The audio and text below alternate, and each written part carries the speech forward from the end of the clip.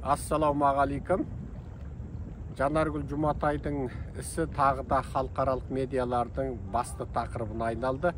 Бүгінгі басты жаңалығымыз әлемге әйгілі The Diplomat журналы осы Жанаргүл үшін бас мақала қылып жариялады. Бұл мақаланы жазған автор Тасним деген кісі. Бұл кісімен мен сөйлескелі бір аптадай болды. Жанаргүлдің құжаттарын жібердік, оны аудардық, сосын оның бір аудиоларын да аудардық. Осы бүкіл аудармаға қатынасқан барлық атажұрт азаматтарына рахмет. Бұл кісі алдыда тағы да телеарнаға шығаруға тырысады. Енді бұл Дипломат журналының әлемдік сахнадағы, әлемдік ірі саяси ортадағы салмағы өте басым. Бұндағы мақаланың аты No Escape, Camp Survivor Describes Life Under House Arrest in Xinjiang. Жанаргүл Жұматай, a Kazakh artist and the former editor, lives in fear being arrested by Chinese authorities at any time. Енді бұл мақала, Тасним ханым жағынан жазылған бұл мақала, міне алдарыңызда көрсетейік. Бұл енді сөздің шыны керек. Біз үшін алғанда бұның мәні мен мағынасы өте жоғары. Біз үшін алғанда мәні мен мағынасы өте жоғары. Жанардың суреті тұр міне, мәні мен мағынасы өте жоғары. Енді бұл мақалада Жанаргүлдің жағдайы негізінен толық айтылған. Екінші бір мақала жарияланды. Бұл енді түсініксіздеу. Бұл News Russia postsen.com деген сайтта жазылды. Бұл енді Russia дегенне қарағанда шетелдегі Ресей медиасы ма білмеймін. Енді Биттер-Винтерді барлықтарыңыз білесіздер.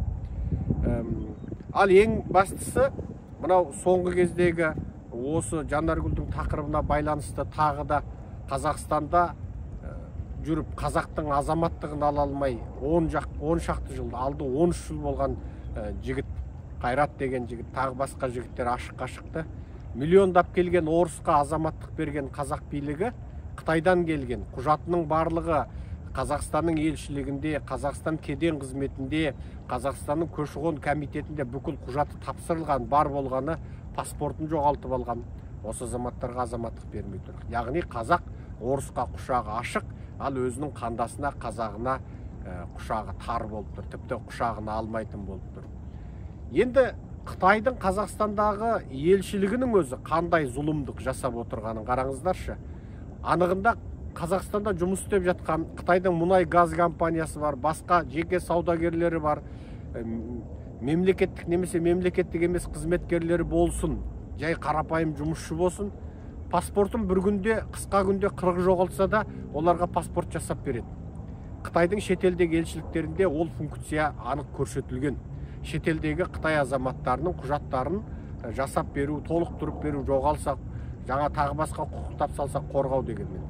Бірақ олар Қытайдан келген қазақтарға барынша кедергі жасайды. Қаншама қазақтың паспортын жасап бермей, Қытайға кері қайтарады. Қытайға кері қайтарғаннан кейін оны Қытайда консулагерге алмайды. Бізге келіп арызданған қаншама қазақтың Қытайға кері қайту себебі Қазақстанның көші-қон мекемесі олардың құжатын жасамай қояды, азаматтық алмай қояды. Кейбіреуінің паспортының мерзімі бітеді. Кейбіреуінде қандай да бір Қытай жеке куәлігі, немесе Қытайдың тағана куәлігі, мына куәлігі, тіпті мектеп бітірген аттестаты деген сияқты куәлікті алып келмесең азаматтық бермеймін деп біздің бюрократтар қинайды. Сосын ол ары қарай Қытайға баруға мәжбүр болады, сосын барады да Қытайдың консулагерінде қамалады. Енді осы сияқты әңгімелерден кейін амалсыз түрде, шарасыз түрде ойлап қаласың, біздің Қазақстанның билігі анығында сол Қытаймен одақтасып, сол Қытай екеуі бірігіп Қытайдың қазақтарын сорлатып отырды деген шешімге амал жоқ келеміз. Ал енді Radio Free Europaның ағылшын тілдісі, мынау атақты журналист Сайрагүл Сауытбайсын әлемге жеткізуде ерекше қызмет атқарған Крис Рикелтонның мақаласын жариялады. Ethnic Kazakh in Xinjiang sends extraordinary resource bid to escape arrest China деп мақаласын жариялады міне. Ал оның Қытай тілді радиосына Шашауха деген әйелге оны біз сұхбат беріп, ол да жариялады. Ал Биттер-Винтер Жанаргүл Жұматай a dramatic interview with an ethnic Kazakh camp survivor who may soon disappear деген мақаланы оны жариялады. Қытай тіліндегі Radio Free жариялады. Кеше қарасам, содан мына Жанаргүл мен мына ұйғыр тілінде сөйлесетін мына Чехтың үлкен академик антрополог ғалымы бар, сол Руни деген, сол жігітке өтініш айтты, мына ұйғырларда жазсыншы, енді сіз солармен қатысыңыз жақсы ғой деп. Сөйтсек, Азат Азия радионың ұйғыр редакциясы да жазып. Енді қараңыз. Азат Азия, Азат Европа, Радио Либертидің ағылшыншасы бірінші жазды, қытайшасы екінші жазды, орысша аударып жазды, е? Мынау соның қазақ тілі редакциясы Азаттық радиосы Америкадан айлық алып отырып, е? Олар жазған жоқ. Олар жазған жоқ. Кеше соның бастығымен сөйлестім, кеше түнде. Ай, сендер неге жазбайсыңдар? Ең бірінші ағылшынша жазды. Сосын қытайша жазды. Сосын ұйғырша жазды. Енді мына Yahoo жазды. Кеше DW жазды. Ода міне біз түріктің медиасынан үмітті үзгенбіз. Кеше менің бір Twitterде жазғанымды аударып түріктің бір медиасы жазыпты. Түріктің медиасын жазғанында көрсетейік. Олар да жазып. Біз енді негізінен түрік тілді медиадан үмітімізді үзгенбіз. Қой болды сон. Сол жазса да жазбаса да маңызды. Енді бірақ енді 80 миллион түрік бауырымыз бар ғой, 80 миллион бауырымыз бар. Олар да білсін деп. Олар да міне News, Mapa News. Казахстан, Doğu Türkistanlı Kazak Türk'ünü Çin'e iade edecek дейді. Бұл ана бір Қытайға қайтарлы қауіп туған жігіт туралы жазыпты. Міне өз жерде менің Twitter'ымды алып жазыпты.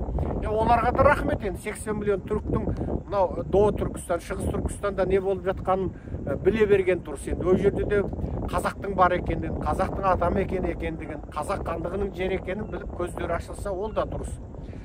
Бірақ негізінде қазақтың тақырыбын көтеруге тиісті қазақ тілді Азаттық, яғни Америкадан қаржыландыратын Азат Европаның қазақ тілі редакциясы болған Азаттықтың жазбауы өте өкінішті. Кеше Азаттықтың жауапты адамы біз ағылшын тілдісі, басқа тілдісі жазса болды ғой, біз бір-бірімізбен жарыспаймыз дейді. Айналайын, қазақтың тақырыбын бірінші көтеруге қазақ тілді Азаттық міндеттеді ғой. Неге біз анау ағылшынға жалынамыз? Мысалы мен Крис Риккельтіңмен сөйлесіп, әкетай көкетай деп Крис жазады. Алла разы болсын Криске енді. Енді ол Кристиан ғой деймін. Онда Исасы разы болсын оған. Жарайды, кім разы болса да разы бола берсін. Бірақ міне адам да міне ол мейлі оның нанымы не болсын, оның мейлі көзі көкшірейіп, мұрны қоңқырайып тұрсын. Адам да олар, адам анау айдаладағы Жанаргүлге адам деп қарап, соның тақырыбын ағылшын тілінде жазады. Мен метрода Манхаттанға кетіп бара жатқам, тоқтап түсіп тұрып, ана шуылдаған пойыздың ішінде айғайлап тұрып, әгеге сұхбат беріп тастаймын. Жазады. Міне, адам дініне қарамай, түріне қарамай, мынау менің нәсілім емес демей жазады. Бірақ бір тілде сөйлейтін. Сол Жанаргүлмен аудармашы арқылы емес, тіке қоңырау шалып, тіке сөйлесе алатын қазақ тілді радио жазбайды. Ал енді масқарадың көкесі деген сол. Енді мен бүкіл қазақтарға айтатыным, айтпақшы DW жазыпты ғой, мына Deutsche Welle сайты кеше ол жазды. Мынау Жанаргүлдің оқиғасын одан менен интервью алды.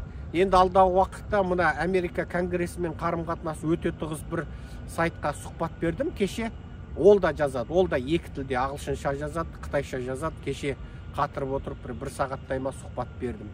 Менің жалпы айтайын дегенім, мен бұл мәселелерді неге айтып отырмын? Қазақтар осыдан бір сабақ алу керек. Өз құқыңды өзің қорғау керексің. Мынау азаттыққа да сенбе, ойбай өзіміздің қазақ қой деп. Қазақтан садаға кетсін олар. Айдаладағы ағылшын жазып, айдаладағы Тайван жазып отыр. Анау DW Германияның Deutsche Welle веб-сайты, олар жазды. Оны жаңа келе жатып қарасам, Yahoo сайты көшіріп жазыпты. Жан таласып жатыр бүкіл әлем. Мына сорлы азаттықтың тілшілері сол ана қытайшылдардың бақашаянын жеп, жаңа сөйтіп отыр. Масқара. Енді менің айтайын дегенім, қазақ ешкімге сенбе, жанталас. Сол ағылшыныңа да, Тайваныңа да, Германияға да, ана Yahoo'ңа да, анау түрігіңе де жазғызып жатқан не? Біздің жанталасқан жан себіл қарекетіміз күнді түнге жалғап, жанымызды жеп, ұйқымызды қиып, осы тақырыпты көтерген жан себілдігіміз. Бізде болды, мен бір Facebook жазып қойдым, бір Twitter жазып қойдым, болды. Халқыма еңбек етіп жатырмын. Өткенде бір жылаған қатынға $100 беріп қойдым. Болды, мен деген керемет еңбек етіп жатырмын деп қарнымды сипап жатсам, мен де жатам. Бірақ сол денемдегі өзіме Құдай берген мүмкіндіктің максимал соңғы мүмкіндігім шығар. Соңғы күшімді шығар. Солай халқым үшін, қазағым үшін еңбек етіп, тағы да мен жалқаулық істеп тұрған жоқпын ба? Әсілі мен бұдан артық тырыссам, мен ойланып мүмкін басқа біреуге шықсам, мүмкін мен Еуропаға тағы бір, мен әліге дейін мен танымаған, білмеген, ойыма түспеген біреумен хабарласып көрсем, мүмкін мына жақта біреумен сөйлесіп, кофе ішіп, әкетай көкетай десем, ол да жазар ма еді деп ойланам да жатып алып, мүмкін менде әлі мүмкіндігім бар. Бірақ сол мүмкіндігімді әлі толық шығара алмай тұрмын ба?